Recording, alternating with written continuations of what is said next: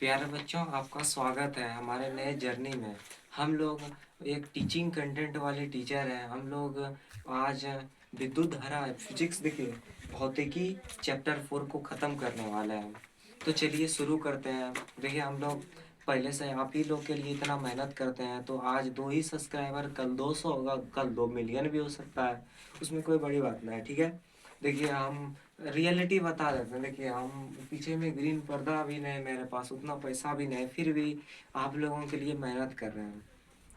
तो हम विद्युत धारा वाला चैप्टर स्टार्ट करने वाले हैं। तो क्या नाम है हमारे चैप्टर का? विद्युत धारा। तो विद्युत धारा, इलेक्ट्रिक करंट, जिसे हम बोलचाल की भाषा में बिजली भी कहते हैं। देखिए पंखे, पंप और अनेक प्रकार की मशीनें जो बिजली की मदद से चलती है, सब में विद्युत धारा लगता है। तो सबसे पहले इंट्रोडक्शन इसका हम बता देते हैं। तो देखिए ये ये ये क्या है, आप लोग के घर में भी यूज होगा, ये कॉमन यूज, जिसका दैनिक जीवन में यूज होता है, इस चार्जर। तो इसके अंदर में जो ना ये ऊपर से वाइट ये प्लास्टिक का कवर लगा हुआ है, लेकिन इसके अंदर से विद्युत धारा प्रवाहित होती है, इलेक्ट्रॉन का प्रवाह होता है इसके अंदर। तीन देखिए इसमें ये इलेक्ट्रॉन भी, मतलब विद्युत धारा जो होता है ना, तो वह एक जगह पे रहता है। तो जब हम उस पे विद्युत धारा प्रवाहित करते हैं, तो वह जो वहाँ प्रोटॉन रहता है, वो इलेक्ट्रॉन आने से इलेक्ट्रॉनों का प्रवाह होने लगता है और प्रोटॉन आ जाता है। तो इलेक्ट्रॉन, प्रोटॉन और न्यूट्रॉन होते हैं। हाँ, तो चलिए हम आगे बढ़ते हैं। तो हम लोगों के दैनिक जीवन में जैसे टेलीफोन हो गया, ट्रांजिस्टर हो गया, टेलीविज़न, कंप्यूटर, इस सब में तो बिजली का यूज होता ही है, कॉमन है। तो फिर हम तो बिजली या विद्युत धारा से हमारा तात्पर्य ये वाला हाईलाइटेड है, तो आप याद रखिएगा। विद्युत धारा से हमारा तात्पर्य तारों से होकर आवेश के प्रवाह से है। तो गाइस, तो बच्चों, विद्युत धारा से हमारा तात्पर्य तारों से होकर आवेश के प्रवाह से है। तो आगे बढ़ते हैं। वाह।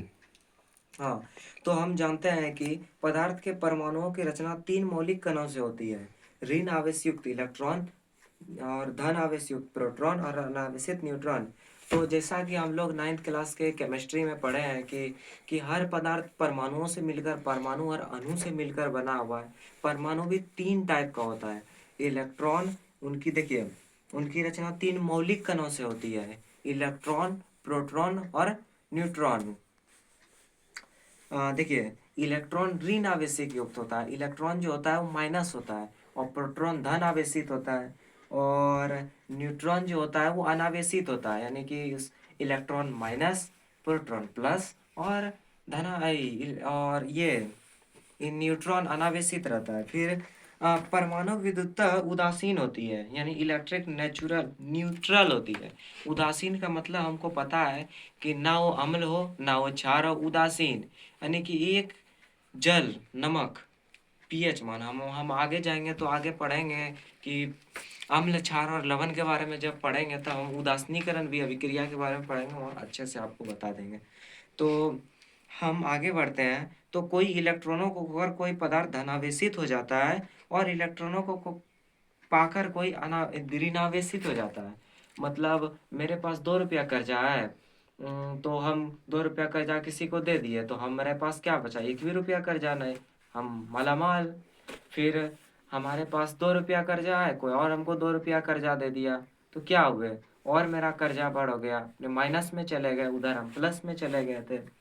तो आवेश संरक्षित रहता, उसे ना ही नष्ट किया जा सकता, ना ही नष्ट, ना ही उत्पन्न।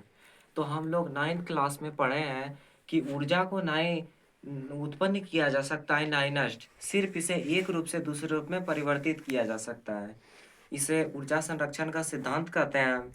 और इसके बारे में बता देते हैं कि हम बायोलॉजी के सबसे अंतिम चैप्टर हमारा पर्यावरण में हमको पता चलेगा कि जब एक सूर्य से प्रकाश एक पौधे में आता है, तो 10,000 कैलोरी आता है, तो पौधे 1,000 कैलोरी ही ले पाते हैं, यानी 100% कोई ऊर्जा आ रहा है, उसका 10% ही इंज्यूम कर पाएगा। फिर हम लोग चालक और विद्युत रोधी के बारे में पढ़ते हैं। चालक और विद्युत रोधी,